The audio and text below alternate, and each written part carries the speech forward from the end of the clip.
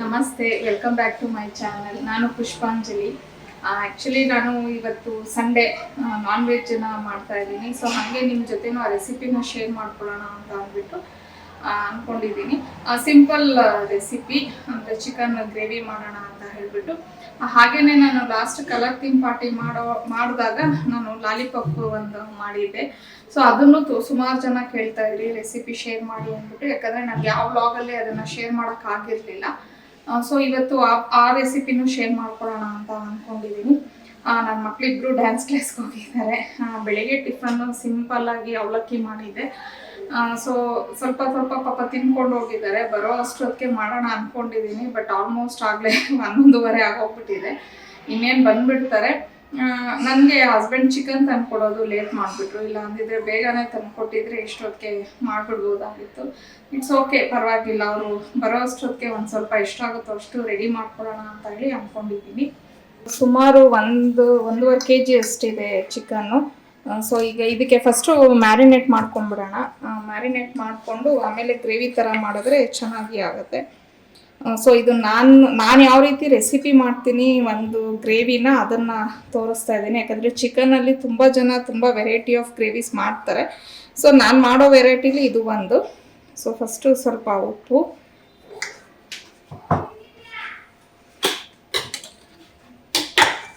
ಈಗ ಸ್ವಲ್ಪ ಇದು ಮಸಾಲಾಸ್ ಹಾಕ್ಕೊಂಬಿಡೋಣ. ಸೊ 1 ಸ್ಪೂನಷ್ಟು ನಾನು ಅಚ್ಕಾರದ ಪುಡಿ ಹಾಕೋತಾ ಇದ್ದೀನಿ. ಅಂದರೆ ಆಮೇಲೆ ಮತ್ತೆ ನಾವು ಗ್ರೇವಿಗೂ ಹಾಕ್ತೀವಿ. ಸೊ ಇವಾಗ ಒಂದು ಸ್ವಲ್ಪ ಅರಿಶಿನ ಪುಡಿ, ಹಾಗೆ 1 ಸ್ಪೂನಷ್ಟು ಧನಿಯಾ ಪುಡಿ, ಮತ್ತು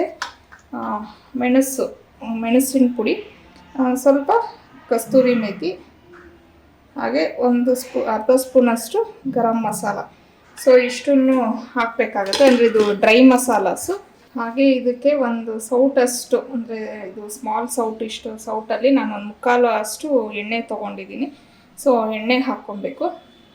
ಸೊ ಈಗ ಇದನ್ನು ಚೆನ್ನಾಗಿ ಮಿಕ್ಸ್ ಮಾಡ್ಕೊಳ್ಳೋಣ.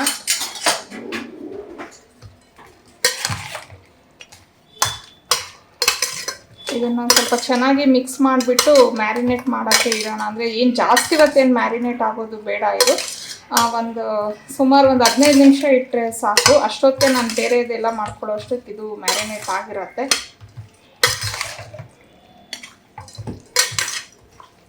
ಈಗ ನಾನು ಇದನ್ನು ಸೈಡ್ಗೆ ಇಟ್ಬಿಡ್ತೀನಿ. ಅಷ್ಟೊತ್ತಿಗೆ ಗ್ರೇವಿಗೆ ಏನು ಬೇಕೋ ಅದನ್ನು ರೆಡಿ ಮಾಡ್ಕೋಬೋದು. ಮತ್ತು ಹಾಗೆ ನಾನು ಲಾಲಿಪಾಪ್ಗೆ ಮಾಡೋದಕ್ಕೆ ಅದಕ್ಕೂ ಒಂದು ಮ್ಯಾರಿನೇಟ್ ಮಾಡ್ಕೋಬೇಕು. ಸೊ ಅದನ್ನು ಮಾಡ್ಕೊಂಬಿಡೋಣ. ಚಿಕನ್ ಗ್ರೇವಿಗೆ ನಾವು ಒಂದು ಪೇಸ್ಟ್ ಮಾಡ್ಕೋಬೇಕಾಗತ್ತೆ. ಅದಕ್ಕೆ ನಾನು ಮೀಡಿಯಂ ಸೈಜ್ ಆಗಿರೋ ಒಂದು ದೊಡ್ಡದು ಈರುಳ್ಳಿ ತಗೊಂಡಿದ್ದೀನಿ, 2 ಟೊಮೆಟೊ ಮತ್ತೆ ಸ್ವಲ್ಪ ಗೋಡಂಬಿ, ಇಷ್ಟನ್ನು ಹಾಕಿ ಪೇಸ್ಟ್ ಮಾಡ್ಕೋಬೇಕಾಗತ್ತೆ. ನಮ್ಮ ಕಿಚನ್ಗೆ ಮತ್ತೆ 2 ಐಟಮ್ಸ್ ಆ್ಯಡ್ ಆಗ್ತಾ ಇದೆ. ಸೊ ನಿಮಗೆ ಗೊತ್ತೇ ಇದೆ, ನನಗೆ ಸ್ಟೀಲ್ ಐಟಮ್ಸ್ ಅಂದರೆ ಪಾತ್ರೆ ಸಾಮಾನು ಅಂದರೆ ತುಂಬ ಇಷ್ಟ. ಅದರಲ್ಲೂ ಸ್ಟೀಲ್ ಅಂದರೆ ನನಗೆ ತುಂಬಾ ಇಷ್ಟ. ಸೊ ಹಾಗಾಗಿ ಇನ್ನೂ 1-2 ನಾನು ಇಂಡಸ್ ವ್ಯಾಲಿಯಿಂದ ಇನ್ನೊಂದು 2 ಐಟಮ್ಸನ್ನು ತರಿಸ್ಕೊಂಡೆ. ವಾಶ್ ಮಾಡಿದೆ. ಈಗ ಇದರಲ್ಲೇ ರಸ ಮಾಡೋಣ ಅಂತ ಹೇಳಿಬಿಟ್ಟು. ಸೊ ಅಂದರೆ ಚಿಕ್ಕ ಸೈಜ್ನ ತರಿಸ್ಕೊಂಡಿದ್ದೀನಿ, 18 ಸೆಂಟಿಮೀಟರ್ಸ್ದು. ಇದರಲ್ಲಿ 3 ಸೈಜ್ ಬರುತ್ತೆ. ನಾನು ಚಿಕ್ಕ ಸೈಜ್ ಇರಲಿ ಅಂತ ಹೇಳಿ ತರಿಸ್ಕೊಂಡಿದ್ದೆ. ಏನಕ್ಕೆ ಅಂದರೆ ಕೆಲವು ಸತಿ ನಾನು ಏನಾದರೂ ಸೂಪ್ ಮಾಡಬೇಕು ಅಂದರೆ, ಈಗ ರಸ ಎಲ್ಲ ನಾನು ಸ್ವಲ್ಪ ಜಾಸ್ತಿ ಮಾಡಲ್ಲ. ನಮ್ಮ ಮನೇಲಿ ಏನು ಅಷ್ಟು ಇಷ್ಟಪಡಲ್ಲ. ಈ ಥರ ನಾನ್ ವೆಜ್ ಏನಾದರೂ ಮಾಡಿದಾಗ ಮಾತ್ರ ರಸ ಇಷ್ಟಪಡ್ತಾರೆ. ಹಾಗಾಗಿ ಅದೆಲ್ಲ ಮಾಡೋಕ್ಕೆ ಚೆನ್ನಾಗಿರುತ್ತೆ ಅಂತ ಹೇಳ್ಬಿಟ್ಟು ತರಿಸ್ಕೊಂಡೆ. ಇದು ಅಷ್ಟೇ, ಸಲಾಡ್ ಎಲ್ಲ ಮಾಡೋಕ್ಕೆ ಚೆನ್ನಾಗಿರುತ್ತೆ ಅಂತ ಹೇಳಿಬಿಟ್ಟು. ಇದರಲ್ಲಿ ದೊಡ್ಡ ಸೈಜು ಇದೆ, ನೋಡೋಣ ನೆಕ್ಸ್ಟ್ ಟೈಮ್ ಆದರೆ ಅದನ್ನು ತರಿಸ್ಕೊತೀನಿ. ನನಗೆ ಅದೇ ಹೇಳಿದ್ನಲ್ಲ, ಇಂಡಸ್ ವ್ಯಾಲಿದು ಏನಕ್ಕೆ ನನಗೆ ತುಂಬ ಇಷ್ಟ ಆಗುತ್ತೆ ಅಂದರೆ, ಇವ್ರದ್ದು ಟ್ರಿಪ್ಲೇದು ಇರುತ್ತೆ. ಅಂದರೆ ಸ್ಟೈನ್ಲೆಸ್ ಸ್ಟೀಲು ತುಂಬ ಗಟ್ಟಿಯಾಗಿ ಇರುತ್ತೆ. ಮತ್ತು ಕ್ವಾಲಿಟಿ ವೈಸ್ ನನಗೆ ತುಂಬಾ ಇಷ್ಟ ಇವ್ರ ಐಟಮ್ಸು. ಹಾಗಾಗಿ ನಾನು ಆದಷ್ಟು ಇದನ್ನೇ ಸೆಲೆಕ್ಟ್ ಮಾಡ್ಕೋತಾ ಇರ್ತೀನಿ. ಮತ್ತು ಇದ್ರದ್ದು ಏನು ಅಂದರೆ ಲಿಂಕ್ ಎಲ್ಲ ನಾನು ಡಿಸ್ಕ್ರಿಪ್ಷನಲ್ಲಿ ಹಾಕಿರ್ತೀನಿ. ನಿಮಗೆ ಇಂಟ್ರೆಸ್ಟ್ ಇದ್ದರೆ ನೀವು ಅದನ್ನು ಲಿಂಕ್ ಮೇಲೆ ಇದು ಮಾಡಿಕೊಂಡು ತೊಗೋಬೋದು. ಅಂದರೆ ನೀವು ನನ್ನ ಕೂಪನ್ ಕೋಡ್ನ ನೀವು ಯೂಸ್ ಮಾಡ್ಕೊಂಡಿದ್ದೀರಾ ಅಂದರೆ ಒಂದು 12% ಅಷ್ಟು ಆಫ್ ಬರುತ್ತೆ. ಮತ್ತು ಇದಕ್ಕೆ ಈ ರೀತಿ ಇದನ್ನು ಕೊಟ್ಬಿಟ್ಟಿದ್ದಾರೆ. ಸೊ ನನಗೆ ಇವ್ರಲ್ಲಿ ಅದೇ ಇಷ್ಟ ಆಗೋದು. ನಾವು ಏನೇ ಐಟಮ್ಸ್ ತೊಗೊಂಡ್ರು ಇದಕ್ಕೆ ಇದನ್ನು ಕೊಟ್ಟಿರ್ತಾರೆ, ಅಂದರೆ ಮುಚ್ಚಳನೂ ಕೊಟ್ಟಿರ್ತಾರಲ್ವ. ಇನ್ನೊಂದು ನಾವು ಸಪ್ರೇಟಾಗಿ ತೊಗೋಬೇಕು ಅಂತ ಏನೂ ಇಲ್ಲ. ತುಂಬಾ ಕ್ಯೂಟಾಗಿ ತುಂಬಾ ಚೆನ್ನಾಗಿದೆ. ನನಗೆ ಸ್ಮಾಲ್ ಸೈಜ್ ಇರಲಿ ಅಂತಲೇ ತರಿಸ್ಕೊಂಡಿದ್ದೀನಿ. ಸೊ ನೆಕ್ಸ್ಟ್ ಟೈಮ್ ಅಂದರೆ ನೆಕ್ಸ್ಟ್ ಮಂತ್ಗೋ ಇಲ್ಲ ಇನ್ನೇನು ನೆಕ್ಸ್ಟ್ ಮಂತ್ಗೋ ನೋಡೋಣ. ಅಂದರೆ ನನ್ನ ಬಜೆಟ್ ನೋಡ್ಕೊಂಡು ನಾನು ತರಿಸ್ಕೋಬೇಕಲ್ವ. ಹಾಗಾಗಿ ಸೊ ಇದು ಹೇಳೋದ್ನಲ್ವ, ಇದರ ಲಿಂಕ್ ಎಲ್ಲ ನಾನು ಮೆನ್ಷನ್ ಮಾಡಿರ್ತೀನಿ. ಮತ್ತು ಸುಮಾರು ಜನ ನನಗೆ ಈಗಲೂ ಲಿಂಕ್ಸನ್ನು ಕೇಳ್ತಾನೆ ಇರ್ತೀರಾ. ಆದರೆ ನೀವು ಒಂದ್ಸತಿ ನಾನು ಡಿಸ್ಕ್ರಿಪ್ಷನಲ್ಲಿ ನೋಡಿದ್ರೆ ನಿಮಗೆ ಗೊತ್ತಾಗುತ್ತೆ, ನಾನು ಲಿಂಕನ್ನೆಲ್ಲ ಅದರಲ್ಲಿ ಮೆನ್ಷನ್ ಮಾಡಿರೋದು. ಸೊ ಇದು ಆ್ಯಕ್ಚುಲಿ ನಾನು ತೊಳೆದಿದ್ದೀನಿ, ಈಗ ಯೂಸ್ ಮಾಡೋಕ್ಕೆ ಮುಂಚೆ ನಾವು ತೊಳಿಬೇಕಲ್ವ, ಅದಕ್ಕೆ ತೊಳ್ಕೊಂಡಿದ್ದೀನಿ. ಮತ್ತು ಇದು ಸ್ಟಿಕ್ಕರ್ ಇತ್ತು, ಅದು ಎಲ್ಲ ನೀಟಾಗಿ ರಿಮೂವ್ ಮಾಡಿಬಿಟ್ಟು ತೊಳೆದಿದ್ದೀನಿ ನಾನು. ಸೊ ನೋಡಿ, ಇದರ ಲಿಂಕ್ ನಾನು ಮೆನ್ಷನ್ ಮಾಡಿರ್ತೀನಿ. ನಿಮ್ಗೆ ಇಂಟ್ರೆಸ್ಟ್ ಇದ್ದರೆ ನಂದು ಕೂಪನ್ ಕೋಡ್ನ ಯೂಸ್ ಮಾಡೋದು ಮರಿಬೇಡಿ. ಚಿಕನ್ ಗ್ರೇವಿಗೆ ನಾವು ಒಂದು ಬೌಲಲ್ಲಿ ಎಣ್ಣೆ ಹಾಕ್ಕೊಂಡು, ಎಣ್ಣೆ ಕಾದಿದೆ ಅಂತ ಅಂದಾಗ ನಾವೇನ್ ಮ್ಯಾರಿನೇಟ್ ಮಾಡಿರ್ತೀವಲ್ವಾ ಆ ಚಿಕನ್ನ ಹಾಕ್ಬಿಟ್ಟು ಸ್ವಲ್ಪ ಹೊತ್ತು ಅದನ್ನ ಹಂಗೇನೆ ಬೇಯಕ್ ಬಿಡ್ಬೇಕು. ಅಂದ್ರೆ ಚಿಕನ್ ಅಲ್ಲೇ ಸ್ವಲ್ಪ ನೀರೆಲ್ಲ ಇಳ್ಕೊಳ್ಳುತ್ತಲ್ವಾ, ಸೊ ಅಲ್ಲಿವರೆಗೂ ಅದನ್ನ ಒಂದು ಪ್ಲೇಟ್ ಮುಚ್ಬಿಟ್ಟು ಬೇಯಕ್ ಬಿಡೋಣ. ಸೊ ಅದು ಚಿಕನ್ ಬೇಯೋ ಅಷ್ಟೊತ್ತಿಗೆ ನಾನು ಇಲ್ಲಿ ಪೂರಿ ಮಾಡೋಣ ಅಂತ ಅನ್ಕೊಂಡಿದ್ದೀನಿ. ಅದಕ್ಕೆ ನಾನು ಗೋಧಿ ಹಿಟ್ಟನ್ನ ಕಲಿಸ್ಕೊತಾ ಇದ್ದೀನಿ. ಹಾಗೇನೆ ಮಿನಿ ವ್ಲಾಗ್ ಅಲ್ಲಿ ನನ್ಗೆ ಸುಮಾರು ಜನ ಕೇಳ್ತಾ ಇದ್ರಿ, ನೀವು ಗೋಧಿ ಹಿಟ್ಟಿಗೆ ಏನ್ ಮಿಕ್ಸ್ ಮಾಡಿ ಪೂರಿ ಮಾಡಿದೀರಾ ಅಂತ ಹೇಳ್ಬಿಟ್ಟು. ನಾನು ಏನು ಮಿಕ್ಸ್ ಮಾಡಿಲ್ಲ, ಬರೀ ಗೋಧಿ ಹಿಟ್ಟು ಹಾಗೇನೆ ಉಪ್ಪು ಇಷ್ಟೇ ನಾನು ಮಿಕ್ಸ್ ಮಾಡಿರೋದು. ಅಂದ್ರೆ ನಾನು ಚಪಾತಿಗೆ ಯಾವ ರೀತಿ ಹಿಟ್ಟನ್ನ ಕಲಿಸ್ಕೊತೀನಿ ಅದೇ ರೀತಿನೇ ನಾನು ಪೂರಿಗೂ ಕಲ್ಸಿರೋ ಅಂತದ್ದು. ಸೊ ಬೇರೆ ಏನು ಮಿಕ್ಸ್ ಮಾಡಿಲ್ಲ ನಾನು ಇದಕ್ಕೆ.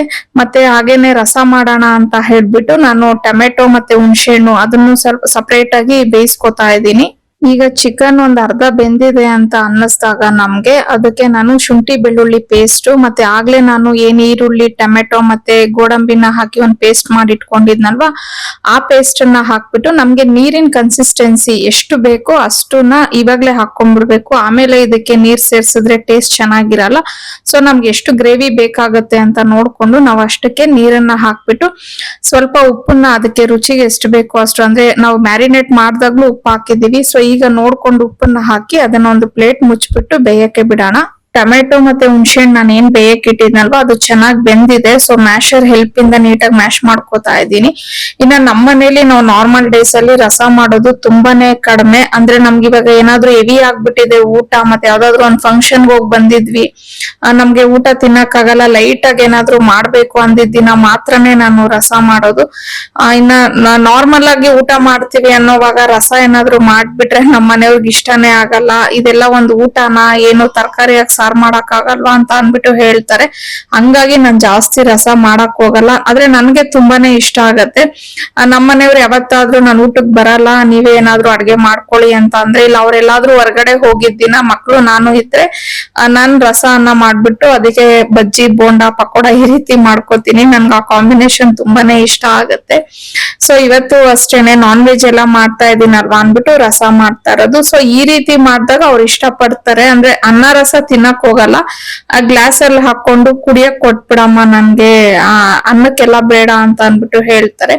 ಸೊ ಹಂಗಾಗಿ ಈಗ ಮನೇಲಿ ಒಬ್ರು ತಿನ್ನಲ್ಲ ಅಂತಂದ್ರು ನಾವ್ ಅದನ್ನ ಮಾಡ್ಬಿಟ್ರೆ ತುಂಬಾ ಕಷ್ಟ ಆಗತ್ತೆ. ವೆರೈಟೀಸ್ ಇದ್ದಾಗ ಓಕೆ, ಬಟ್ ಬರೀ ಊಟದ ತರ ಇದನ್ನ ಕೊಟ್ಟಿದೀವಿ ಅಂದ್ರೆ ಅವ್ರು ನನ್ಗೆ ಊಟ ಬೇಡ ಅನ್ಬಿಟ್ಟಾಗ ಒಂಥರ ಬೇಜಾರಾಗತ್ತಲ್ವಾ. ಹಂಗಾಗಿ ನಾನು ಆದಷ್ಟು ಎಲ್ಲಾರು ತಿನ್ನೋ ತರ ನೋಡ್ಕೊಂಡೆ ಅಡ್ಗೆಗಳು ಮಾಡ್ತಾ ಇರ್ತೀನಿ. ಈಗ ಚಿಕನ್ ಮುಕ್ಕಾಲ್ ಭಾಗ ಬೆಂದಿದೆ ಅನ್ನೋ ಟೈಮ್ ಅಲ್ಲಿ ನಾವು ಅಚ್ಕಾರದ ಪುಡಿ, ಧನಿಯಾ ಪುಡಿ, ಹಾಗೆ ಗರಂ ಮಸಾಲ ಮತ್ತೆ ಚಿಕನ್ ಮಸಾಲಾ ಪೌಡರ್ 4 ಹಾಕ್ಬಿಟ್ಟು ಸ್ವಲ್ಪ ಚೆನ್ನಾಗಿ ಮಿಕ್ಸ್ ಮಾಡ್ಕೋಬೇಕಾಗತ್ತೆ. ಸೊ ಈಗ ಮುಕ್ಕಾಲ್ ಭಾಗ ಚಿಕನ್ ಆಲ್ರೆಡಿ ಬೆಂದಿದೆ ಅಲ್ವಾ, ಆ ಟೈಮಲ್ಲಿ ನಾವು ಈ ಮಸಾಲಾಸ್ನ ಹಾಕ್ಬಿಟ್ಟು ಇನ್ ಕಾಲ್ ಭಾಗ ಅಷ್ಟು ಬೆಂದ ಮೇಲೆ ಕೊತ್ತಂಬರಿ ಸೊಪ್ಪನ್ನ ಹಾಕಿ ನಾವು ಗ್ಯಾಸ್ ಆಫ್ ಮಾಡ್ಕೊಂಡ್ರೆ ಚಿಕನ್ ಗ್ರೇವಿ ರೆಡಿ ಆಗತ್ತೆ.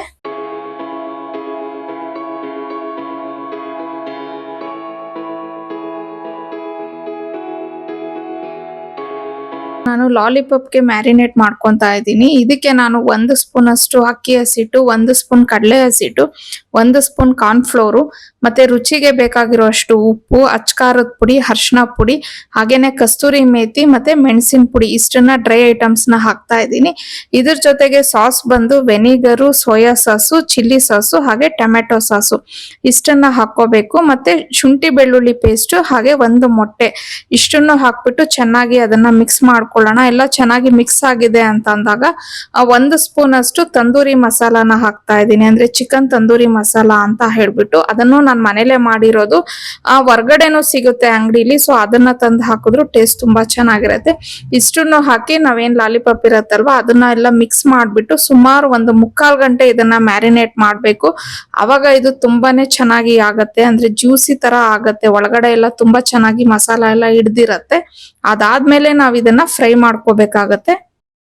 ಇನ್ನ ನಾನಿವತ್ತು ನನ್ನ ಮಕ್ಕಳಿಗೆ ಸರ್ಪ್ರೈಸ್ ಆಗಿ ನಾನ್ ವೆಜ್ ಥಾಲಿ ಮಾಡ್ಬೇಕು ಅಂತ ಹೇಳಿ ನಾನು ಪ್ಲಾನ್ ಮಾಡಿದ್ದು, ಹಂಗಾಗಿ ಮಾಡ್ತಾ ಇದ್ದೀನಿ. ಬೆಳಿಗ್ಗೆ ಅವ್ರು ಬರೋ ಅಷ್ಟೊತ್ತಿಗೆ ಡ್ಯಾನ್ಸ್ ಕ್ಲಾಸಿಂದ ಮಾಡ್ಬಿಡ್ಬೇಕು ಅಂತ ನಮ್ಮ ಮನೆಯವ್ರಿಗೆ ಹೇಳ್ದೆ, ಚಿಕನ್ ಸ್ವಲ್ಪ ಬೇಗ ತಂದ್ಕೊಡಿ ಅಂತ ಹೇಳ್ಬಿಟ್ಟು. ಅವ್ರದ್ದು ಅದು ಇದು ಕೆಲ್ಸಗಳು ಮಾಡ್ಕೊಂಡು ಸ್ವಲ್ಪ ಲೇಟ್ ಮಾಡಿದ್ರು. ಸೊ ನನ್ಗೆ ಇಲ್ಲಿ ಅಡ್ಗೆ ಮಾಡ್ತಾ ಇದ್ರೆ ಟೆನ್ಷನ್ ಆಗ್ತಾ ಇದೆ, ಮಕ್ಕಳು ಬಂದ್ಬಿಡ್ತಾರ ಅವ್ರು ಬರೋ ಅಷ್ಟೊತ್ತಿಗೆ ನಾನು ರೆಡಿ ಮಾಡಿಕ್ಕಿರ್ಬೇಕು ಅಂತ ಹೇಳ್ಬಿಟ್ಟು. ಆಕ್ಚುಲಿ ಅವ್ರು ಇಷ್ಟೊತ್ತಿಗಾಗ್ಲೇ ಬಂದ್ಬಿಡೋರು, ಸುಮಾರು 12:30 ಆಗಿದೆ ಟೈಮು. ಅವ್ರು 12 ಗಂಟೆ ಅಷ್ಟೊತ್ತಿಗೆಲ್ಲ ಬಂದ್ಬಿಡ್ತಾರೆ. ಇವತ್ತೇನೋ ಬಂದೇ ಇಲ್ಲ ಇನ್ನೂನು. ನೋಡೋಣ ಅಂತ ಯೋಚನೆ ಮಾಡ್ತಾ ಇದ್ದೆ, ಅವ್ರು ಬರೋಷ್ಟೊತ್ತಿಗೆ ಟ್ರೈ ಮಾಡೋಣ ಅನ್ಬಿಟ್ಟು ಅಷ್ಟೊತ್ತಿಗೆ ಪಾವನಿ ಬಂದೇ ಬಿಟ್ಲು. ಅವಳು ಬಾಗ್ಲಿಗೆ ಬರ್ತಿದ್ದಂಗೆನೆ ಏನಮ್ಮ ಗಮ್ ಅಂತ ಇದೆ, ಏನ್ ಮಾಡ್ತಾ ಇದ್ದೀರಾ ಅನ್ಬಿಟ್ಟು ಸೀದಾ ಅಡ್ಗೆ ಮನೆಗ್ ಬಂದು ಎಲ್ಲ ನೋಡ್ಬಿಟ್ಟು, ಏನಮ್ಮ ಇವತ್ತು ಇಷ್ಟೊಂದು ವೆರೈಟಿ ಮಾಡಿದ್ದೀರಾ, ಏನ್ ಸ್ಪೆಷಲ್ ಅಂತ ಅನ್ಬಿಟ್ಟು ಕೇಳಿದ್ಲು. ಆಕ್ಚುಲಿ ನಾವು ಮೊನ್ನೆ ಹೊಸದಡ್ಕ ದಿನ ಮಟನ್ ತಂದಿದ್ರು ಹಸ್ಬೆಂಡ್, ಇವ್ರಿಗೆ ಅಂತ ಸ್ವಲ್ಪ ಚಿಕನ್ ತಂದಿಸಿದ್ದೆ. ಬಟ್ ನಾನ್ ಏನು ಮಾಡಿರ್ಲಿಲ್ಲ ಅವತ್ತು. ಪಾಪ ಮಕ್ಳಿಬ್ರೆ ಸೇರಿ ಅವ್ರಿಗೇನೋ ಗ್ರೇವಿ ಮಾಡ್ಕೊಂಡು ಅವತ್ತು ಅವರು ಚಪಾತಿ ಏನೋ ಮಾಡ್ಕೊಂಡಿದ್ರು. ನಾನು ಅವ್ರಿಗೆ ಅಂತ ಅವತ್ತು ಏನು ಮಾಡ್ಕೊಡಕ್ ಹೋಗಿರ್ಲಿಲ್ಲ. ನಮ್ಗೆ ಅನ್ಬಿಟ್ಟು ನಾನು ಮಟನ್ ಸಾರ್ ಮಾಡಿದ್ದೆ. ಸೊ ಹಂಗಾಗಿ ಇವತ್ತು ಅವ್ರಿಗೋಸ್ಕರ ಸ್ಪೆಷಲ್ ಆಗಿರ್ಲಿ ಅಂತ ಹೇಳ್ಬಿಟ್ಟು ನಾನು ನಾನ್ ವೆಜ್ ಥಾಲಿ ರೆಡಿ ಮಾಡೋಣ ಅಂತ ಹೇಳಿ ಮಾಡ್ತಾ ಇದ್ದಿದ್ದು. ಸೊ ಪಾವನಿ ಮಾತ್ರ ಬಂದ್ಲು, ಅನಿ ಯಾಕಮ್ಮ ಬಂದಿಲ್ಲ ಅಂತ ಕೇಳ್ದೆ. ಅನಿಗೆ ನೆಕ್ಸ್ಟ್ ವೀಕ್ ಅಲ್ಲಿ 5th ಲೆವೆಲ್ ಎಕ್ಸಾಮ್ ಇದೆ, ಹಂಗಾಗಿ ಅವಳಿಗೆ ಸ್ವಲ್ಪ ಎಕ್ಸ್ಟ್ರಾ ಪ್ರಾಕ್ಟೀಸು ಮತ್ತೇನೋ ತೇರಿದು ಟೆಸ್ಟ್ ಎಲ್ಲ ಕೊಟ್ಟಿದ್ರಂತೆ ಅವ್ರ ಅಕ್ಕ, ಹಂಗಾಗಿ ಬರೀತಾ ಇದ್ಲಮ್ಮ. ಸೊ ಅದಕ್ಕೆ ಬಂದಿಲ್ಲ, ನಂದು ಕ್ಲಾಸ್ ಮುಗೀತು ನಾನು ಬಂದ್ಬಿಟ್ಟೆ ಅಂತ ಹೇಳಿದ್ಲು. ಸೊ ಅನಿ ಇನ್ನೂ ಒಂದ್ ಅರ್ಧ ಗಂಟೆ ಆಗತ್ತೆ ಅಂತ ಹೇಳಿದಾಳೆ. ನೋಡೋಣ, ಅಟ್ಲೀಸ್ಟ್ ಅನಿ ಬರೋ ಅಷ್ಟೊತ್ತಾದ್ರೂ ನಾನು ಅಡ್ಗೆ ಕೆಲ್ಸನ ನಾನು ಮುಗಿಸ್ಕೋಬೇಕು. ಸೌತೆಕಾಯಿನ ಕಟ್ ಮಾಡ್ಬಿಟ್ಟು ನಾನು ಅದಕ್ಕೆ ಉಪ್ಪು ಮತ್ತೆ ಮೆಣಸಿನ ಪುಡಿ ಇಷ್ಟನ್ನು ಹಾಕಿ ಚೆನ್ನಾಗಿ ಮಿಕ್ಸ್ ಮಾಡಿ ಅದನ್ನ ಸಲಾಡ್ ಮಾಡಿ ಇಟ್ಟಿದ್ದೀನಿ. ಹಾಗೇನೆ ಲಾಲಿಪಾಪ್ ಎಲ್ಲ ಬೇಯಿಸ್ಕೊಂಡಿದ್ದಾಯ್ತು, ಅಂದ್ರೆ ಎಣ್ಣೆಲಿ ಎಲ್ಲ ಫ್ರೈ ಮಾಡ್ಕೊಂಡಿದ್ದಾಯ್ತು. ಸೊ ಇವಾಗ ಅದಕ್ಕೆ ನಾನೊಂದು ಪ್ಯಾನ್ಗೆ ಎಣ್ಣೆ ಹಾಕೊಂಡು ಕರಿಬೇವು ಮತ್ತೆ ಹಸಿ ಮೆಣಸಿನ್ಕಾಯಿ ಇಷ್ಟನ್ನ ಹಾಕಿ ಫ್ರೈ ಮಾಡ್ತಾ ಇದ್ದೀನಿ. ಅದು ಫ್ರೈ ಆದ್ಮೇಲೆ ನಾನು ಮನೇಲೇನೆ ಶಿಜ್ವಾನ್ ಸಾಸ್ ಅಂತ ಹೇಳಿ ಮಾಡಿ ಇಟ್ಕೊಂಡಿದ್ದೆ. ಅಂದ್ರೆ ಲಾಸ್ಟ್ ಕಲರ್ ಥೀಮ್ ಪಾರ್ಟಿಲಿ ನಾನು ಆ ರೆಸಿಪಿನ ಶೇರ್ ಮಾಡಿದ್ದೀನಿ. ಸೊ ಬೇಕು ಅಂದ್ರೆ ನೀವು ಆ ವ್ಲಾಗ್ ನ ನೋಡ್ಬೋದು. ಸೊ ಅದು ಸಾಸ್ ಏನಿರತ್ತಲ್ವಾ ಅದನ್ನ ಹಾಕೊಂಡ್ಬಿಟ್ಟು ಫ್ರೈ ಮಾಡ್ಕೊಂಡು, ಈಗ ಏನ್ ನಾವು ಲಾಲಿಪಾಪ್ನೆಲ್ಲ ನಾನು ಏನ್ ಫ್ರೈ ಮಾಡಿ ಇಟ್ಟಿದ್ನಲ್ವಾ ಅದನ್ನ ಇದಕ್ಕೆ ಹಾಕ್ಬಿಟ್ಟು ಚೆನ್ನಾಗಿ ಮಿಕ್ಸ್ ಮಾಡ್ಕೋಬೇಕು. ಆಮೇಲೆ ಲಾಸ್ಟ್ ಅಲ್ಲಿ ಅದಕ್ಕೆ ಬಿಳಿ ಎಳ್ಳಿರತ್ತಲ್ವಾ ಅದನ್ನ ಹಾಕ್ಬಿಟ್ಟು ನಾವು ಸ್ವಲ್ಪ ಹೊತ್ತು ಅದನ್ನ ಮಿಕ್ಸ್ ಮಾಡಿದ್ರೆ ಆಯ್ತು, ರೆಡಿ ಆಗತ್ತೆ. ಮತ್ತೆ ತುಂಬಾನೇ ಟೇಸ್ಟಿ ಆಗಿರತ್ತೆ. ಸೊ ಇದೆಲ್ಲ ಮಾಡ್ಕೊಳ್ಳೋ ಅಷ್ಟೊತ್ತಿಗೆ ನಮ್ ಹನಿ ಬಂದೇ ಬಿಟ್ಲು. ಅವಳು ಬಂದು ಪಾಪ ಪೂರಿನ ಅವಳೇನೆ ಹೊತ್ಕೊಟ್ಲು ನನ್ಗೆ. ನಾನ್ ಪೂರಿನ ಇಲ್ಲಿ ಫ್ರೈ ಮಾಡ್ಕೋತಾ ಇದ್ದೀನಿ. ಹಾಗೇನೆ ನನ್ಗೆ ಕೆಲವರು ಕೇಳ್ತಾ ಇದ್ರಿ, ಪೂರಿ ಹೆಂಗೆ ಅಷ್ಟೊಂದು ಉಬ್ಬುತ್ತಾ ಇದೆ ನಿಮ್ದು, ಏನಾದ್ರೂ ಮಿಕ್ಸ್ ಮಾಡಿದೀರಾ ಗೋಧಿ ಹಿಟ್ಗೆ ಅಂತ ಹೇಳಿ. ನಾನು ಆಗ್ಲೇ ಹೇಳ್ದಂಗೆ ನಾನು ಗೋಧಿ ಹಿಟ್ಗೆ ಏನೂ ಮಿಕ್ಸ್ ಮಾಡಿಲ್ಲ, ನಾರ್ಮಲ್ ಉಪ್ಪು ಮತ್ತೆ ಗೋಧಿ ಹಿಟ್ಟನ್ನ ಹಾಕಿ ಕಲ್ಸಿಟ್ಟಿದ್ದು ಅಷ್ಟೇನೆ. ಆದ್ರೆ ನನ್ಗೆ ಅನ್ಸೋ ಪ್ರಕಾರ ನಾನು ಪೂರಿ ಮಾಡುವಾಗ ಎಣ್ಣೆನ ಸ್ವಲ್ಪ ಚೆನ್ನಾಗಿ ಕಾಯಿಸ್ಕೊತೀನಿ. ಮತ್ತೆ ಅದು ಪೂರಿನ ಅಷ್ಟೇ ನಾವು ಅದು ಒತ್ಬಿಟ್ಟು ಹಾಕ್ತಿವಲ್ವಾ ಎಣ್ಣೆಗೆ, ಅದನ್ನ ಒಂದ್ ಸ್ವಲ್ಪ ಹೊತ್ತು ನಾವು ಸೌಟಲ್ಲಿ ಡಿಪ್ ಮಾಡ್ಬೇಕಾಗತ್ತೆ. ಅದನ್ನ ಒಂಚೂರು ಹಿಂಗ್ ಡಿಪ್ ಮಾಡ್ಬಿಟ್ಟು ನಾವ್ ಎಣ್ಣೆನ ಅಂದ್ರೆ ಎಣ್ಣೆ ಅದಕ್ಕೆ ನೀಟಾಗಿ ಅದ್ರ ಮೇಲೆ ಬಿದ್ದಿದೆ ಅಂತ ಅಂದಾಗ ಅದ್ ನೀಟಾಗಿ ಉಬ್ಬುತ್ತೆ ಅಂತ ಹೇಳಿ ನನ್ಗೆ ಅನ್ಸೋದು. ಸೊ ನಮ್ಮನೇಲಿ ಯಾವಾಗ್ಲೂ ನಾನು ಪೂರಿ ಇದೇ ರೀತಿ ಮಾಡ್ತೀನಿ, ತುಂಬಾ ಚೆನ್ನಾಗಿ ಉಬ್ಬಿ ಬರತ್ತೆ. ಸೊ ಆದಷ್ಟು ಚೆನ್ನಾಗಿ ಎಣ್ಣೆನ ಕಾಯಿಸ್ಬಿಟ್ಟು ನಾವು ಪೂರಿನ ಮಾಡಿದ್ರೆ ಮೇ ಬಿ ಈ ರೀತಿ ಉಬ್ಬುತ್ತೆ ಅಂತ ಹೇಳಿ ನಾನ್ ಅನ್ಕೊಂಡಿದೀನಿ. ಇವತ್ತು ನಾನು ಅಡ್ಗೆ ಎಲ್ಲ ಮುಗಿಸಿ ಊಟ ಮಾಡೋ ಅಷ್ಟೊತ್ತಿಗೆ ಸುಮಾರು 1 ಗಂಟೆ ಆಗಿತ್ತು. ಆಮೇಲೆ ಸುಮಾರು ಜನ ನನ್ಗೆ ಅರ್ಶಿಣಿದು ಸ್ಕಿನ್ ಕೇರ್ ರೊಟೀನ್ ಶೇರ್ ಮಾಡಿ ಅಂತ ಅನ್ಬಿಟ್ಟು ಕೇಳ್ತಾ ಇದ್ರಿ. ಸೊ ಹನಿ ಆಕ್ಚುಲಿ ಏನಂದ್ರೆ ನಾನು ಬಾತಿಂಗ್ ಪೌಡರ್ ಏನ್ ಮಾಡಿದ್ದೀನಿ ಅಲ್ವಾ ಅದನ್ನ ಅವರು ವಾರದಲ್ಲಿ 3 ದಿನ ಮಾತ್ರ ಯೂಸ್ ಮಾಡ್ತಾರೆ, ಅಂದ್ರೆ ಅವ್ರಿಗೆ ಟೈಮ್ ಇದ್ದಾಗ. ಸೊ ಇವತ್ತು ಭಾನುವಾರ ಆಗಿರೋದ್ರಿಂದ ಅವ್ರು ಖಂಡಿತ ಬಾತಿಂಗ್ ಪೌಡರ್ ಯೂಸ್ ಮಾಡ್ಕೊಂಡು ಸ್ನಾನ ಮಾಡ್ತಾರೆ. ಅದಾದ್ಮೇಲೆ ಅರ್ಶಿಣಿ ಸ್ಟೀಮ್ ತಗೋತಾಳೆ, ಅಂದ್ರೆ ವಾರದಲ್ಲಿ 2 ದಿನ ಸ್ಟೀಮ್ ತಗೋತಾರೆ. ಇನ್ನೊಂದ್ 2 ದಿನ ಅವರು ಐಸ್ ಕ್ಯೂಬ್ ಇರತ್ತಲ್ವಾ ಅದರಿಂದ ಅವರ ಸ್ಕಿನ್ ಅನ್ನ ಅವರು ಅಂದ್ರೆ ರಬ್ ಮಾಡ್ಕೋತಾರೆ ಐಸ್ ಕ್ಯೂಬ್ ಇಂದ. ಕೆಲವು ಸತಿ ಏನ್ ಮಾಡ್ತಾರೆ ಐಸ್ ಕ್ಯೂಬ್ಸ್ ವಾಟರ್ ಇಂದ ಮುಖನ ಡಿಪ್ ಮಾಡ್ತಾರೆ, ಈ ರೀತಿ ಇರತ್ತೆ ಅವ್ರದ್ದು. ಸೊ ಇವತ್ತು ಅವಳು ಸ್ಟೀಮ್ ತಗೋತಾ ಇದ್ಲು. ಸೊ ಸ್ಟೀಮ್ ತಗೊಳಕ್ಕೆ ನಾನು ಯಾವುದೇ ರೀತಿಯ ಮಿಷಿನ್ ಏನು ಯೂಸ್ ಮಾಡಾ ಇಲ್ಲ, ನಾರ್ಮಲ್ ಒಂದು ಬೌಲ್ ಅಲ್ಲಿ ನೀರ್ನ ಕಾಯಿಸ್ಕೊಂಡು ಸ್ಟೀಮ್ ತಗೋತಾ ಇರೋದು. ಕ್ರೀಮ್ ತೊಗೊಂಡಾದ್ಮೇಲೆ ಫಸ್ಟ್ ಸ್ಟೆಪ್ ಬಂದು ರೋಸ್ ವಾಟರ್ನ ಮುಖಕ್ಕೆ ನೀಟಾಗಿ ಸ್ಪ್ರೇ ಮಾಡಿಕೊಂಡು ಅವಳು ಟ್ಯಾಪ್ ಮಾಡ್ಕೊತಾ ಇರ್ತಾಳೆ. ಸೊ ಅದಾದ್ಮೇಲೆ ಅವಳು ಸಿರಮ್ನ ಯೂಸ್ ಮಾಡ್ತಾಳೆ. ಸಿರಮ್ನ ಮುಖಕ್ಕೆಲ್ಲ ನೀಟಾಗಿ ಅಪ್ಲೈ ಮಾಡ್ಕೊತಾಳೆ. ಸೊ ಇದೊಂದು 4 ಸ್ಟೆಪ್ಪನ್ನು ಅವರು ಖಂಡಿತ ಎವ್ರಿ ಡೇ ಬೇಸಿಸ್ ಮೇಲೆ ಅವ್ರು ಯೂಸ್ ಮಾಡೇ ಮಾಡ್ತಾರೆ. ಸೊ ಫಸ್ಟ್ ಸ್ಟೆಪ್ ಅವರು ಏನು ರೋಸ್ ವಾಟರಿಂದ ಮುಖನ ಟ್ಯಾಪ್ ಮಾಡಿಕೊಂಡು ಅದಾದ್ಮೇಲೆ ಸಿರಮ್ ಯೂಸ್ ಮಾಡಿ, ಥರ್ಡ್ ಸ್ಟೆಪ್ ಬಂದು ಮಾಯಶ್ಚರೈಸಿಂಗ್ನ ಯೂಸ್ ಮಾಡ್ತಾರೆ. ಸೊ ಮಾಯಶ್ಚರೈಸರು ಅಷ್ಟೇ 2 ತರ ಯೂಸ್ ಮಾಡ್ತಾರೆ. ಅಂದ್ರೆ ಹೊರಗಡೆ ಹೋದಾಗ ಒಂದು, ಮನೇಲೆ ಇದ್ದಾಗ ಒಂದು. ಸೊ ಈಗ ಮನೇಲೆ ಇರೋದ್ರಿಂದ ಮನೇಲಿ ಯೂಸ್ ಮಾಡುವಂತ ಮಾಯಶ್ಚರೈಸರ್ನ ಯೂಸ್ ಮಾಡಿಕೊಂಡು ಲಾಸ್ಟ್ ಸ್ಟೆಪ್ ಇದಂತೂ ಮಸ್ಟ್ ಅಂಡ್ ಶುಡ್ ಅಂತಾನೆ ಹೇಳ್ತೀನಿ ನಾನು ಎಲ್ಲಾರ್ಗು. ಸನ್ಸ್ಕ್ರೀನು ದಯವಿಟ್ಟು ಅಂದ್ರೆ ಸನ್ಸ್ಕ್ರೀನ್ ನಾವು ಮನೇಲಿ ಇರ್ಲಿ ಹೊರಗಡೆ ಹೋಗ್ಲಿ ಕಂಪಲ್ಸರಿಯಾಗಿ ಯೂಸ್ ಮಾಡಲೇಬೇಕು. ಈಗ ಎಷ್ಟೊಂದು ಜನಕ್ಕೆ ಪಿಗ್ಮೆಂಟೇಶನ್ ಅನ್ನೋ ಒಂದು ಪ್ರಾಬ್ಲಮ್ ಆಗತ್ತೆ. ಇದು ಮೇನ್ ಬರೋದೇ ನಾವು ಸನ್ಸ್ಕ್ರೀನ್ ಯೂಸ್ ಮಾಡದೇ ಇರೋದ್ರಿಂದ. ಸೊ ಸನ್ಸ್ಕ್ರೀನ್ ಅಂತೂ ಕಂಪಲ್ಸರಿ ಯೂಸ್ ಮಾಡಿ ಅದಾದ್ಮೇಲೆ ಲಾಸ್ಟ್ಗೆ ಅವಳು ಲಿಪ್ ಬಾಂಬನ್ನ ಯೂಸ್ ಮಾಡ್ತಾಳೆ. ಸೊ ಇದು ನಾರ್ಮಲ್ ಆಗಿ ಹರ್ಷಿಣಿದು ಡೇ ರೊಟೀನ್ ಅನ್ನೋದು ಇರತ್ತೆ.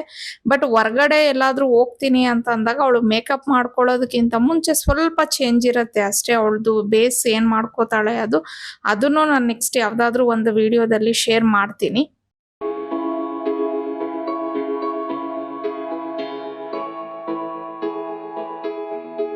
ಸೊ ಮೊನ್ನೆ ಮಕ್ಕಳು ಹಾಕೊಂಡಿದ್ದು ಗೌನ್ ಡಿಸೈನ್ಸ್ ಅನ್ನ ಒಂದ್ಸತಿ ತೋರಿಸಿ ಅಂತ ಅಂದ್ಬಿಟ್ಟು ಕೇಳ್ತಾ ಇದ್ರಿ. ಹಾಗೇನೆ ನಾನು ವೇರ್ ಮಾಡೋ ಗೌನ್ಸ್ ಕೇಳ್ತಾ ಇದ್ರಿ. ಸೊ ಅದರದ್ದು ಇವತ್ತು ಡೀಟೇಲ್ಸ್ ಕೊಡೋಣ ಅಂದ್ಬಿಟ್ಟು ಈ ವಿಡಿಯೋ ಮಾಡ್ತಾ ಇದ್ದೀನಿ. ಸೊ ಇದು ಹರ್ಷಿಣಿ ಹಾಕೊಂಡಿದ್ದಂತ ಗೌನು. ಸೊ ಈ ರೀತಿ ಸ್ಟಿಚ್ ಮಾಡಿಸಿದೆ. ಇದು ಆ್ಯಕ್ಚುಲಿ ಬ್ಲೌಸ್ ಪೀಸ್ ಬಂದಿತ್ತು. ಅಂದರೆ ನಾನು ಸ್ಯಾರಿ ತೊಗೊಂಡು ಗೌನ್ ಮುಗಿಸಿದ್ದಲ್ವ, ಇದಕ್ಕೆ ಇದು ಬ್ಲೌಸ್ ಪೀಸ್ ಬಂದಿತ್ತು. ಬ್ಲೌಸ್ ಪೀಸಲ್ಲಿ ಈ ರೀತಿ ಎಲಾಸ್ಟಿಕ್ ಇದು ಮಾಡಿಸಿ ಈ ರೀತಿ ಮಾಡಿಸಿದೆ. ಮತ್ತು ಇಲ್ಲಿ ಕೆಳಗಡೆ ಈ ರೀತಿ ಫ್ರಿಲ್ನ ಕೊಡಿಸಿದ್ದೀನಿ. ಸೊ ಈ ಥರ ಇತ್ತು. ಸೊ ಪಾವನಿದು ಒಗ್ದಿಲ್ಲ, ಅಂದರೆ ಅವಳದು ವೈಟ್ ಅಲ್ವಾ, ವೈಟ್ ಬಟ್ಟೆ ಜೊತೆಲಿ ಹಾಕ್ತೀನಿ. ಸೊ ಹಾಗಾಗಿ ಅವಳದು ತೋರ್ಸೋಕ್ಕಾಗಲಿಲ್ಲ. ಹರ್ಷಿಣಿದು ಮಾತ್ರ ಶೇರ್ ಮಾಡ್ಕೋತಾ ಇದ್ದೀನಿ. ಅವಳದು ಹೋಗ್ದಾದ್ಮೇಲೆ ನೆಕ್ಸ್ಟ್ ಯಾವುದಾದ್ರೂ ಬ್ಲಾಗಲ್ಲಿ ಅವಳದು ಗೌನ್ ಡಿಸೈನು ಶೇರ್ ಮಾಡ್ಕೋತೀನಿ. ಸೊ ಈ ರೀತಿ ಇದೆ ಹನಿದು ಗೌನು. ಸಿಂಪಲ್ ಆಗಿ ಹೊಲಿಸಿದ್ದೀನಿ. ಮತ್ತು ಈ ಥರ ಒಂದು ಕಟ್ಟೋದಿಕ್ಬಿಟ್ರೆ ಮಕ್ಕಳು ಒಂದ್ವೇಳೆ ಗೌನಿ ಲೂಸ್ ಆದ್ರೂ ಇದನ್ನು ಕಟ್ಬಿಟ್ರೆ ಅವ್ರು ಕಂಫರ್ಟಬಲ್ ಆಗಿರುತ್ತೆ. ಹಾಗಾಗಿ ಈ ಥರ ಮಾಡಿಸಿರುವಂಥದ್ದು ತುಂಬ ಸಿಂಪಲ್ ಆಗಿದೆ, ಏನು ಹೆವಿ ಆಗಿಲ್ಲ. ಹಾಗೆಯೇ ನನಗೆ ಕೆಲವರು ಕೇಳ್ತಾ ಇದ್ದೀರಾ, ಮ್ಯಾಮ್ ನೀವು ಲೈಕ್ ಗೌನ್ಸ್ ಹಾಕೋತೀರಾ, ಅದನ್ನು ರೆಡಿಮೇಡಾ ಸ್ಟಿಚ್ಡಾ ಅಂತ ಅಂದ್ಬಿಟ್ಟು ನಾನು ಕಮೆಂಟಲ್ಲೇ ಹೇಳ್ತಾ ಇದ್ದೆ. ಇದನ್ನೆಲ್ಲ ನಾನು ಹೊಲಿಸಿದ್ದು ಅಂತ ಹೇಳ್ಬಿಟ್ಟು. ಸೊ ನೀವು ಹಳೆ ಸೀರೆಗಳಲ್ಲಿ ಹೊಲಿಸ್ತೀರಾಗ ಯಾವ ಥರ ಸೆಲೆಕ್ಟ್ ಮಾಡ್ಕೋತೀರಾ, ಯಾವ ಥರ ಅಂತ ಒಂದ್ಸತಿ ನಮಗೂ ಇನ್ಫಾರ್ಮ್ ಮಾಡಿ ಅಂತ ಅಂದ್ಬಿಟ್ಟು ಕೆಲವರು ಕಮೆಂಟಲ್ಲಿ ಕೇಳ್ತಾ ಇದ್ರಿ. ಹಾಗಾಗಿ ನಾನು ಇವತ್ತು ಈ ವಿಡಿಯೋದಲ್ಲಿ ನಾನು ಯಾವ ರೀತಿ ನಾನು ಗೌನ್ನ ಸೆಲೆಕ್ಟ್ ಮಾಡ್ಕೋತೀನಿ ಅಂತ ಅಂದ್ಬಿಟ್ಟು ಹೇಳ್ತೀನಿ. ಸೊ ಇವೆಲ್ಲ ನಂದು ಹಳೆ ಸೀರೆಗಳೇ. ಸೊ ಅದರಲ್ಲಿ ನಾನು ಈ ರೀತಿ ಗೌನ್ಸನ್ನು ಹೊಲಿಸ್ಕೊಂಡಿದ್ದೀನಿ. ಇದು ನೋಡಿ ಈ ಥರ ಸಿಂಪಲ್ ಆಗಿ ಏನೂ ಡಿಸೈನ್ಸ್ ಇರೋದಿಲ್ಲ. ಇದನ್ನ ನಾನು ವಿಡಿಯೋಸಲ್ಲಿ ನೋಡಿರ್ತೀರ, ಈ ಥರ ಹೊಲಿಸಿರ್ತೀನಿ. ಮತ್ತು ಇದು ಒಂದು ಹಾಕ್ಕೊಂಡಿರೋದು, ಇನ್ನೂ ಒಂದು 4-5 ಇದ್ದಾವೆ. ಇದರಲ್ಲಿ ಫಸ್ಟ್ ನಾನೇನು ಹೇಳ್ತೀನಿ ಅಂತಂದರೆ, ನಾನು ಏನಕ್ಕೆ ಇದನ್ನು ಈ ರೀತಿ ಹೊಲಿಸ್ಕೊತೀನಿ ಅನ್ನೋದನ್ನು ಹೇಳ್ಬಿಡ್ತೀನಿ. ಫಸ್ಟ್ ಆಫ್ ಆಲ್ ನಾನು ನೈಟೀಸ್ ಹಾಕೋದಿಲ್ಲ. ನೀವು ನನ್ನ ಬ್ಲಾಗ್ಸ್ನ ನೋಡಿದರೆ ನಿಮಗೆ ಗೊತ್ತಿರುತ್ತೆ. ಅದರಲ್ಲೂ ಕೆಲವರು ಕೇಳಿದ್ದಾರೆ ನೀವು ನೈಟಿ ಹಾಕೋಕ್ಕಲ್ಲ ಅಂದ್ಬಿಟ್ಟು. ಹಾಕ್ತೀನಿ, ನೈಟಿ ಹಾಕೋದೇ ಇಲ್ಲ ಅಂತ ಏನೂ ಇಲ್ಲ. ಬಟ್ ತುಂಬ ರೇರ್, ಅಂದರೆ ಒಂದು 2 ತಿಂಗಳಿಗೋ 3 ತಿಂಗಳಿಗೋ ಒಂದ್ಸತಿ ಆ ಥರ ನಾನು ನೈಟಿ ಹಾಕೋದು. ನಮ್ಮ ಪಾವನಿ ಬಾಣಂತನದಲ್ಲಿ ತೊಗೊಂಡಿರೋದು ಒಂದು 2 ನೈಟಿ ಇಟ್ಕೊಂಡಿದ್ದೀನಿ. ಅದನ್ನು ಹಾಕೋತೀನಿ. ಅಂದರೆ ಈಗ ನಾವು ಯಾವುದಾದ್ರೂ ರಿಸೆಪ್ಷನ್ ಫಂಕ್ಷನ್ಗೆ ಹೋಗಿ ಬಂದಿರ್ತೀನಿ, ಲೇಟ್ ನೈಟ್ ಆಗಿರುತ್ತೆ, ಸುಮಾರು ಒಂದು 10-11 ಗಂಟೆ ಟೈಮ್ ಆಗಿರುತ್ತಲ್ವ, ಅಂಥ ಟೈಮಲ್ಲಿ ನಾನು ಸ್ಯಾರಿ ಚೇಂಜ್ ಮಾಡಿ ಹಾಕೊಳ್ಳುವಾಗ ನೈಟಿನ ಹಾಕೋತೀನಿ. ಯಾಕೆ ನಾನು ನೈಟಿ ಹಾಕಲ್ಲ ಅನ್ನೋದಕ್ಕೂ ರೀಸನ್ ಇದೆ. ಅದು ಮುಂದೆ ಯಾವುದಾದ್ರೂ ಒಂದು ಬ್ಲಾಗಲ್ಲಿ ಶೇರ್ ಮಾಡ್ಕೋತೀನಿ. ಸೊ ಹಾಗಾಗಿ ನಾನು ನೈಟಿ ಹಾಕಲ್ವಲ್ಲ, ನನಗೆ ಕಂಫರ್ಟಬಲ್ ಆಗಿರಲಿ ಅಂತ ಹೇಳ್ಬಿಟ್ಟು ಯಾವಾಗಲೂ ಚೂಡಿದಾರು ಅದನ್ನೇ ಹಾಕೊಳ್ಳೋದು ಏನು ಅಂತ ಹೇಳ್ಬಿಟ್ಟು ನಾನು ನನ್ನ ಸ್ಯಾರೀಸಲ್ಲಿ ಈ ರೀತಿ ಗೌನ್ಸನ್ನು ಹೊಲಿಸ್ಕೊತೀನಿ. ಮತ್ತು ಇನ್ನೊಂದು ರೀಸನ್ ಏನಂದರೆ, ಈ ಸೀರೆಗಳೆಲ್ಲ ತುಂಬಾ ಚೆನ್ನಾಗಿದೆ, ಎಲ್ಲ ಒಳ್ಳೆ ಕ್ವಾಲಿಟಿ ಸೀರೆಗಳು. ಬಟ್ ಉಟ್ಟು ನಮಗೂ ಒಂಥರ ಬೇಜಾರಾಗ್ಬಿಟ್ಟಿರುತ್ತೆ. ಹೆಸರಿಗೆ ಉಟ್ಟರು ಇವು ಹಾಳಾಗಿಲ್ಲ. ಬಟ್ ವೇರ್ ಮಾಡಿ ನಮಗೂ ಒಂಥರ ಬೇಜಾರಾಗಿದ್ದಕ್ಕೆ ನಾನು ಸ್ವಲ್ಪ ಏನಾದರೂ ಚೇಂಜ್ ಆಗಿರಲಿ ಅಂತ ಅಂದ್ಬಿಟ್ಟು ಈ ರೀತಿ ಹೊಲಿಸ್ಕೊಂಡೆ. ಇದು ನನಗೆ ತುಂಬಾ ಕಂಫರ್ಟೇಬಲ್ ಆಗಿರುತ್ತೆ. ಮನೇಲಿ ಕೆಲಸ ಮಾಡೋದಕ್ಕಾದ್ರೂ ಹಾಕೋದು ಎಲ್ಲನೂ ಅಷ್ಟೇ. ಮತ್ತು ಇದು ಪಾಕೆಟು ಮಾಡಿಸ್ಬಿಟ್ಟಿದ್ದೀನಿ. ಒಂದು ವೇಳೆ ಹೊರಗಡೆ ಏನಾದರೂ ಹೋದರೆ ಫೋನ್ ಗೇಮ್ ತೊಗೊಂಡು ಹೋಗೋಕ್ಕೆ, ಇಲ್ಲ ನನ್ನ ಗಾಡಿ ಕೀ ಎಲ್ಲ ಕ್ಯಾರಿ ಮಾಡೋಕ್ಕಿರುತ್ತೆ ಅಂತ ಅಂದ್ಬಿಟ್ಟು.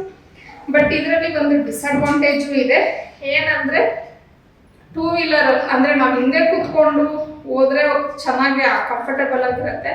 ಬಟ್ ನಾವು ಗಾಡಿ ಓಡಿಸೋದಕ್ಕೆ ಸ್ವಲ್ಪ ಕಷ್ಟ ಆಗುತ್ತೆ ಈ ರೀತಿ ಗೌನ್ಸನ್ನು ಹಾಕೊಳ್ಳೋದ್ರಿಂದ.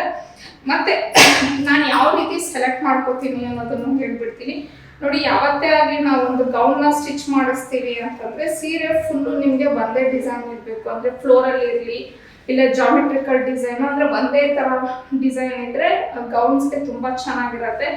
ಆಫ್ ಆ್ಯಂಡ್ ಆಫ್ ಸ್ಯಾರಿಗಳಿದ್ರೆ ನಿಜವಾಗ್ಲೂ ಗೌನ್ ಚೆನ್ನಾಗಿ ಬರೋದಿಲ್ಲ. ಇವಾಗ ನೋಡಿ ಈ ಸೀರೆ ಆಗಲಿ ಇದು ಗೌನ್ ಆಗಿರ್ಬೋದು, ಪ್ಲಸ್ ಈ ಗೌನು ಅಷ್ಟೇ ಎಲ್ಲ ಫುಲ್ಲು ಒಂದೇ ಡಿಸೈನ್ ಇದೆ. ಮತ್ತು ಈಗ ನಾನು ವೇರ್ ಮಾಡಿರೋದು ಆಗಿರ್ಬೋದು. ಸೊ ಈ ರೀತಿ ಇದ್ದರೆ ಚೆನ್ನಾಗಿರುತ್ತೆ. ಇಲ್ಲ ಒಂದು ವೇಳೆ ನಿಮಗೆ ಸೆರಗು ಡಿಫ್ರೆಂಟ್ ಆಗಿತ್ತು, ಇನ್ನೊಂದು ಪಾರ್ಟ್ ಅಂದರೆ ನಾವು ಮಾಮೂಲಿ ನೆರಿಗೆ ಎಲ್ಲ ಇಡ್ತೀವಲ್ಲ ಅದು ಡಿಫ್ರೆಂಟ್ ಆಗಿದ್ದರೆ, ಸೊ ಈಗ ಈ ಗೌನ್ದು ಹಾಗೆ ಆಗಿರೋದು.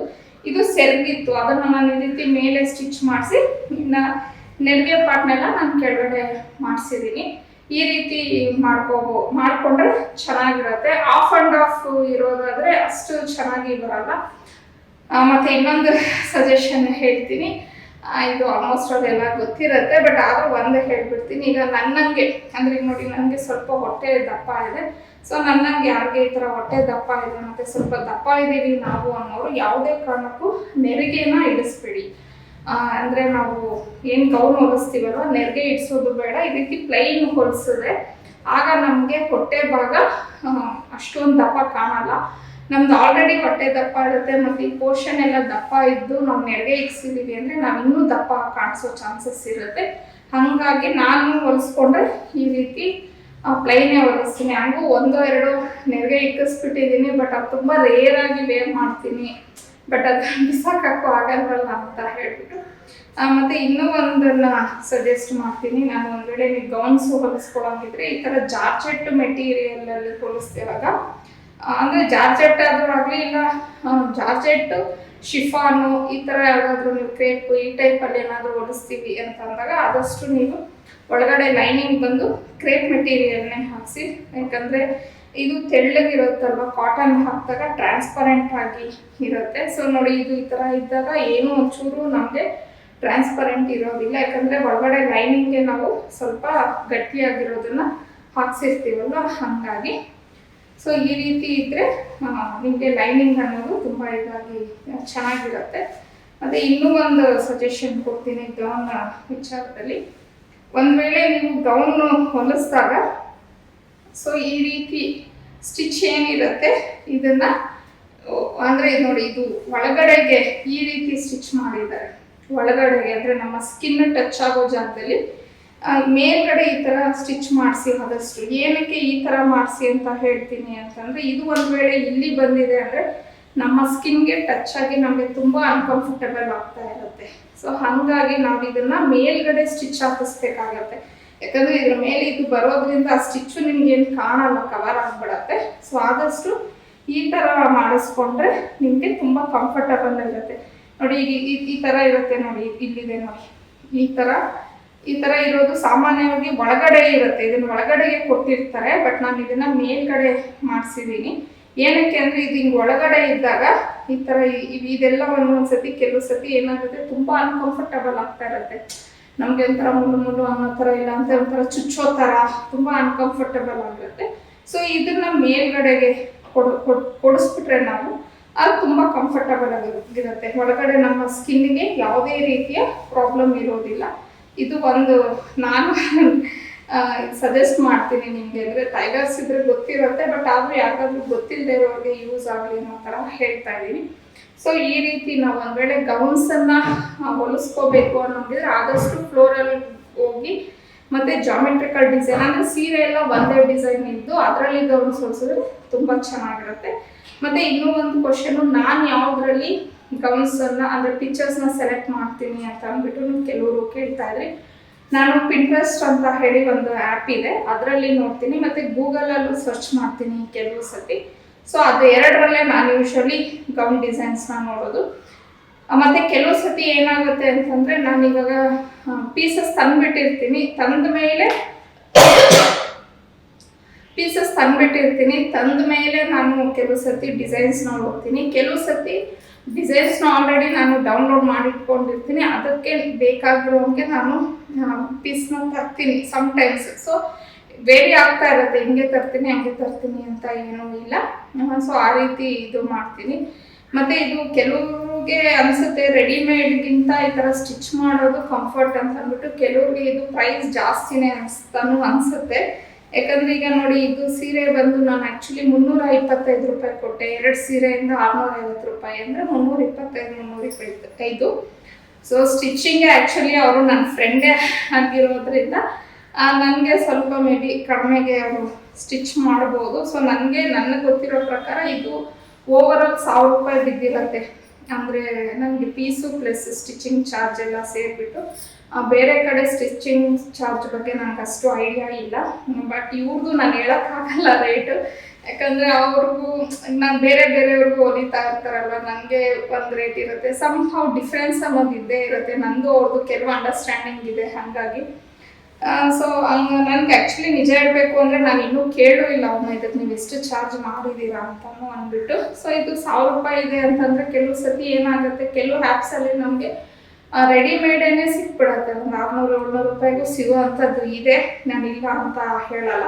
ಆದರೆ ನನಗೆ ಮುಂಚೆಯಿಂದನೂ ಸ್ವಲ್ಪ ಪೀಸ್ ತಂದು ಸ್ಟಿಚ್ ಮಾಡಿಸಿ ಕಂಫರ್ಟಬಲ್ ಆಗಿಬಿಟ್ಟಿದೆ. ಅಂದರೆ ಮಕ್ಕಳಿಗೆ ಸ್ವಲ್ಪ ಫಿಟ್ಟಿಂಗ್ ಎಲ್ಲ ನೀಟಾಗಿ ಕೂತ್ಕೊಳ್ಳೋದು, ಅಂದರೆ ನಾನು ನೋಡ್ತೀನಲ್ವ, ಮುಖ ನೋಡ್ತೀನಿ, ಯಾವ ಥರ ಬೇಕೋ ಆ ಥರ ಸ್ಟಿಚ್ ಮಾಡಿಸೋದು, ಇದೆಲ್ಲ ರೂಢಿ ಆಗಿಬಿಟ್ಟು ನಾನು ಆದಷ್ಟು ಸ್ಟಿಚಿಂಗಿಗೆ ಅಂತಲೇ ಹೋಗ್ತಾ ಇರ್ತೀನಿ. ಹಾಗಾಗಿನೇ ನನಗೆ ಕೆಲವೊಂದು ನೀವು ಲಿಂಕ್ಸ್ ಕೇಳಿದಾಗೂ ಇರೋದಿಲ್ಲ. ಈಗ ನಾನು ಹಾಕ್ಕೊಳ್ಳೋ ಡ್ರೆಸ್ಸಸ್ದು ನೀವು ಲಿಂಕ್ ಅಂತ ಕೇಳಿದಾಗ ನಾನು ಆಲ್ಮೋಸ್ಟ್ ಆಲ್ ಸ್ಟಿಚ್ಚೇ ಮಾಡಿಸಿರ್ತೀನಿ.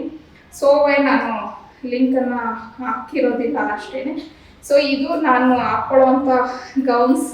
ಇದು ಅಂದರೆ ಹಳೆ ಸೀರೆಗಳೇ, ಇವೆಲ್ಲನೂ ತುಂಬ ವರ್ಷಗಳ ಸೀರೆಗಳು ಅನ್ಕೋತೀನಿ. ಮೇ ಬಿ ನಾನು ಪಾವನಿ ಹುಟ್ಟಿದಾಗ ತೊಗೊಂಡಿರೋವಂಥ ಸೀರೆಗಳಿರ್ಬೋದು.